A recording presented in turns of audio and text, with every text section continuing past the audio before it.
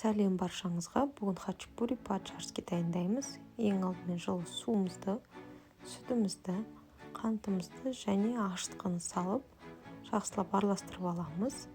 Біртіндеп ұн салып, 15 минутқа бетін жауып, жылы жерге қоямыз.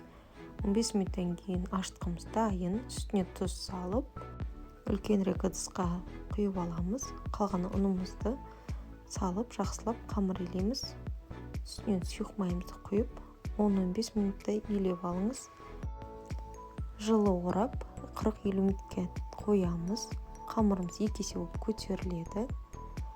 Оны екіге бірдей қылып бөліп, 2 күлше дайындап қоямыз. Оған дейін біз сырымызды дайындаймыз. Үстіне сүт және тұз салсаңыздар болады.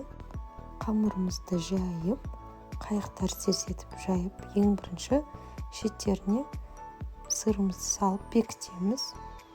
Кейін ортасына қалған сырымызды салып, жұмыртқамызды шеттеріне жағып шығып, ысып тұрған пешімізде 220 градуста 10-15 минутта пісіріп аламыз.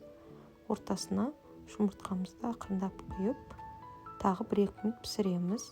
Хачапурimiz дайын. Сіздерге ас болсын. Маған тіркеліп, лайк, коммент жазуды ұмытпаңыздар.